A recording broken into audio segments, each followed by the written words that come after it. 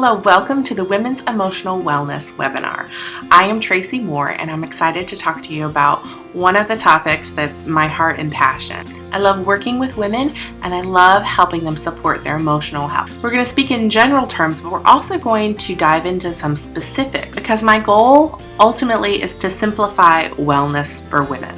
It doesn't have to be complicated.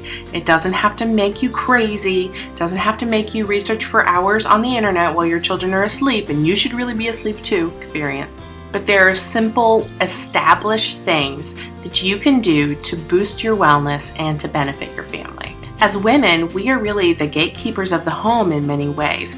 Our emotional wellness plays into the emotional wellness of our entire family. That saying, if mama ain't happy, ain't nobody happy. Yeah. So we're going to talk about 4 broad topics and then dive into some specifics. We're going to talk about stress, about gut health, about hormones, and about immune support. First up, stress. Everyone gets stress.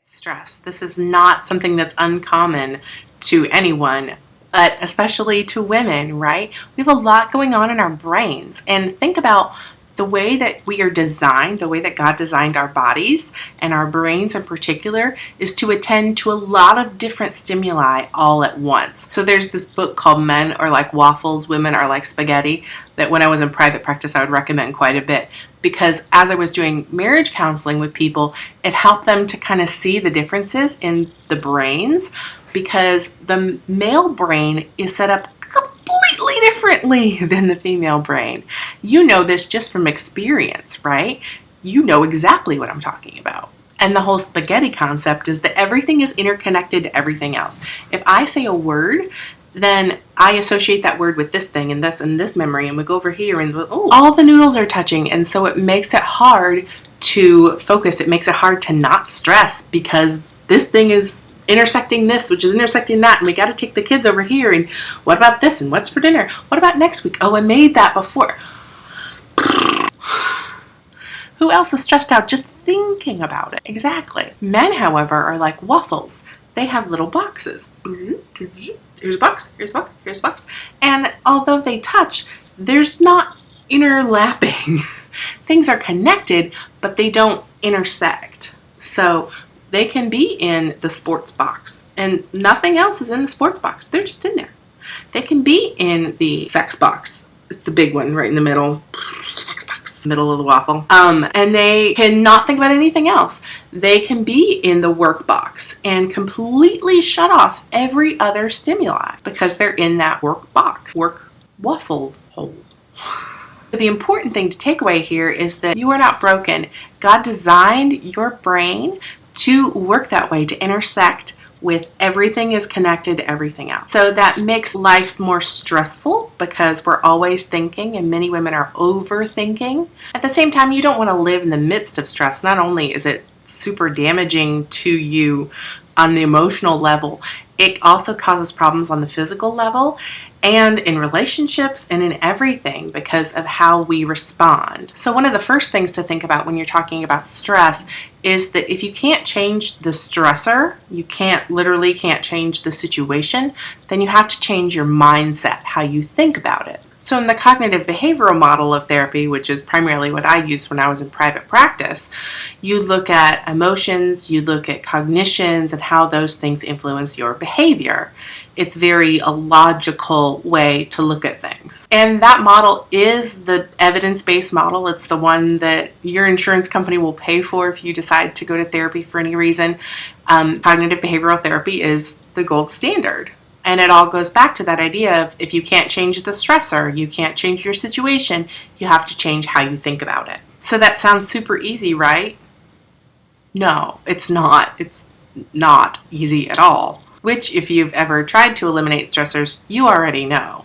You didn't need me to tell you that. So what do we do? How do we change our mindset? Looking at it from a woman's point of view of everything that's on our plate, all the balls in the air that we're juggling. What do we do? How do we do it without either getting a bigger plate or, I don't know, a giant basket to catch all the balls that are falling down?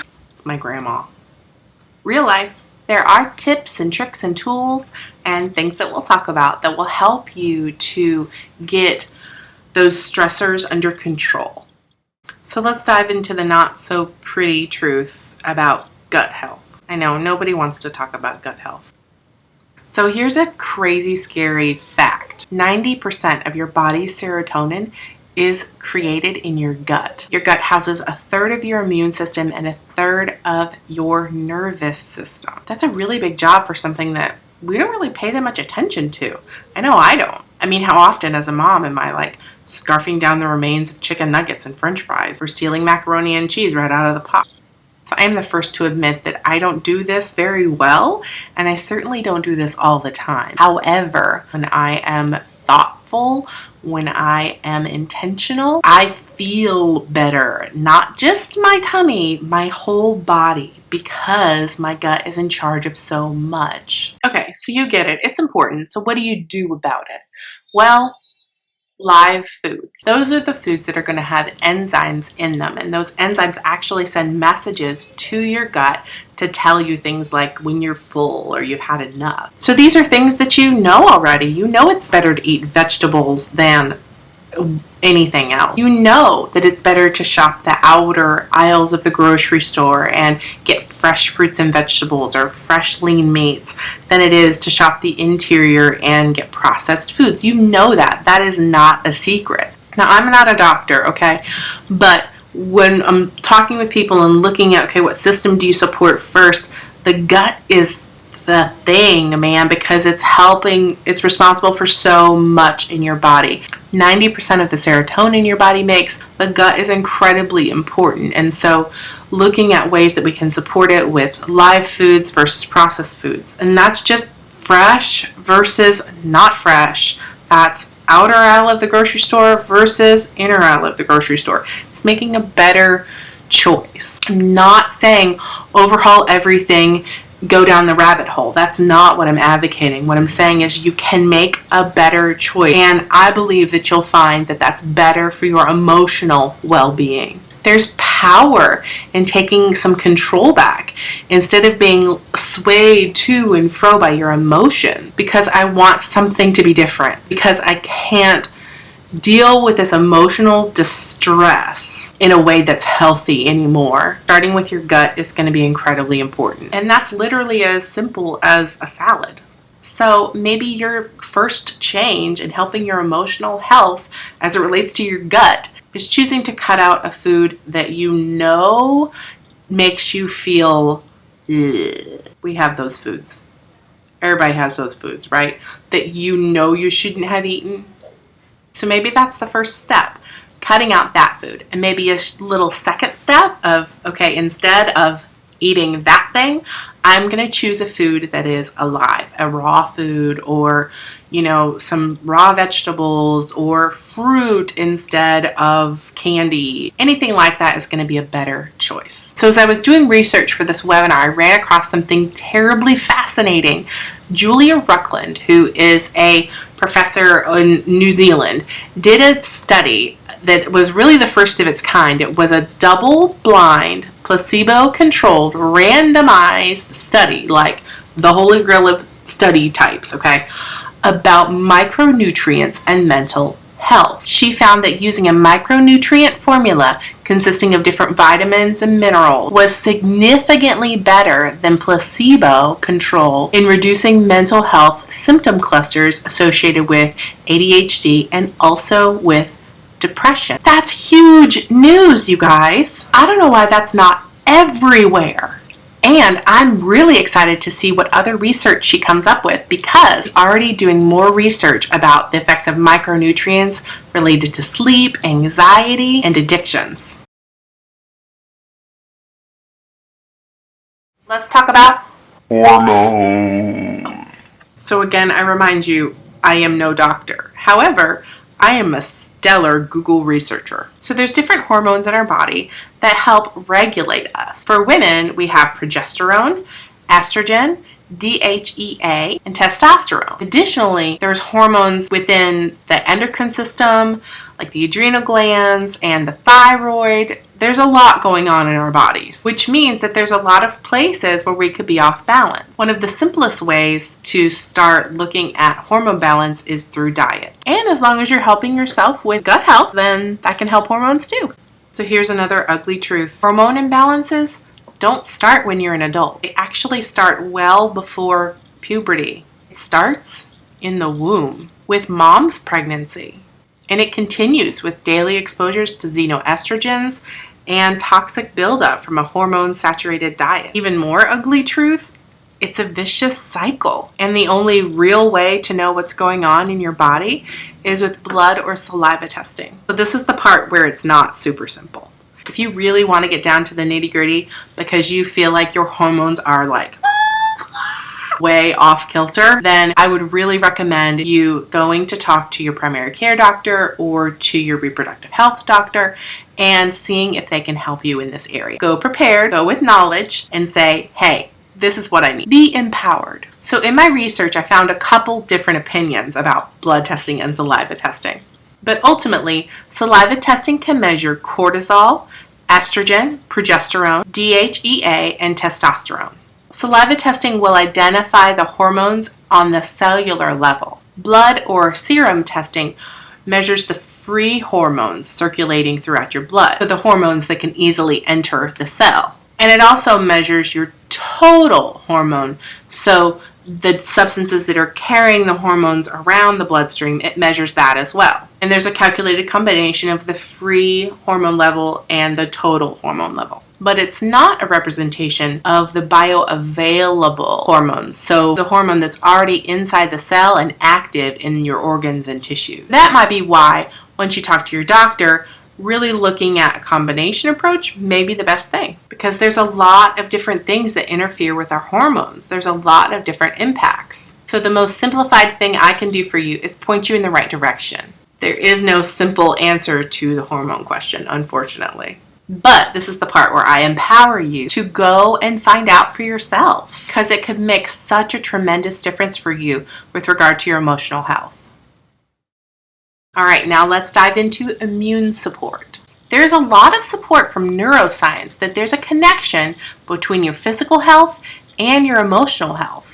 Dr. Caroline Leaf, who's one of my favorite authors on this subject, she's a neuroscientist. She writes about how your emotional state will affect how your body responds to physical illness. So when the emotions you feel and the thoughts you think are toxic, what happens is peptides fill your system and they flood the cell surface, which makes the cells more permeable. That's a bad thing. That makes it easier for your cells to be negatively impacted, and this effectively brings your immune system down. One of my other favorite authors on this subject, Candace Pert, who's another neuroscientist, wrote a book called Molecules of Emotion. That emotions are real physical substances that they've found, that there's chemical receptor sites on cells, and that the emotions, the thoughts, the things that go through that make up our emotional health are real physical, tangible things. Marian Diamond wrote a book called Magic Trees of the Mind, which is another fascinating book. And she talks about how in the brain there is like little trees, the synapses and the dendrites, the things that grow in our brain are like little trees, and that they can get weakened by negativity, and you can see it actually on scans. You can see it in cellular makeup when you do testing. It's fascinating that it's a real physical thing, that physical changes happen in our brain with responding to the way that we think and feel. There's also a really fascinating clinical psychiatrist named Dr. Daniel Amen, which is just a fun name, right? His book, Change Your Brain, Change Your Life, is really fascinating. He also has some TEDx talks that I have been watching, and they're great. You should totally watch them. But I'll boil it down for you. He talks about how psychiatrists and psychologists are the only professionals who are treating a part of the body that they've never examined. They haven't looked at the brain to say you have this or you have that. Whereas a typical doctor, if you break a bone or they suspect that you broke a bone, is going to do an x-ray. They're going to do an image of some kind and say, yep, you broke your bone, or nope, it's fine. Psychiatrists are pretty much the only profession that has not done imaging of the organ that they're trying to treat. Instead, psychiatrists look at symptom clusters, which are way less accurate than imaging. And I know this from a mental health perspective. When we look at the DSM and the different, trying to make a diagnosis for somebody, there's a lot of overlapping symptoms that could be this thing or that thing, or 1,000 other things, right? So we use rule out diagnoses, like, okay, it's definitely not this, it's not that because there's this instead. So it's using guesses. Whereas Dr. Amen is advocating using a SPECT scan. And he has done some super fascinating research with scanning the brains of, they've done brain scans of 80,000 different people. And they've looked at what can they do to change the brain of a person who has a certain brain injury or who has a certain thing. And they've looked at where does the brain light up on the scan and what's overactive, what's not active enough.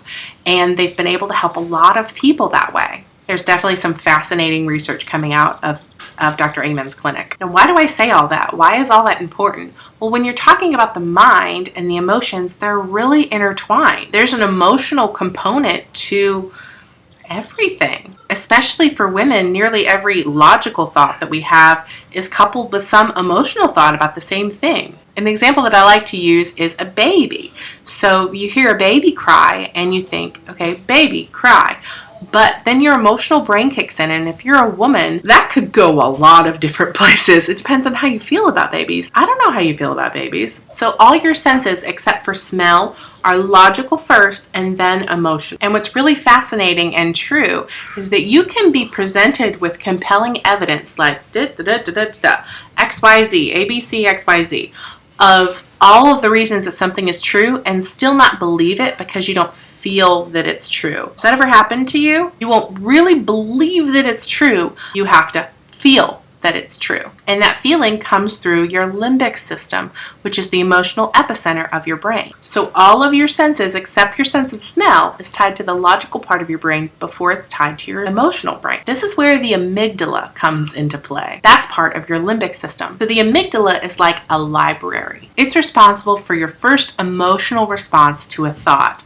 And if your library is full of books that say you can't do it and you suck, then you're going to have a very different emotional response than if your library is full of like, you can do it, you are the best type of book. Because what happens is you react emotionally out of those memories, out of those books that are in your library. You know that that's true. I know that that's true. How often do I react to my son out of a book, out of an emotional book from my library, when I'm really reacting to something that my parents did or said, or something else that happened that day, but my frustrations just get so big and out of control, and what happens is I'm reacting out of my emotional library and not out of that moment. I say that to you because I am so not perfect. I am a work in progress, just like you. My goal is always to educate and empower and to come alongside you. So how do you change out your books? How do you rewrite your story? Well, what can change your cells?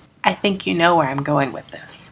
Your story can be different. Your story can be better. It can have a different ending, and you can write new books for your library. So let's get into talking about some solutions. We've covered a lot of problems. I want to take this time to get into some specific solutions.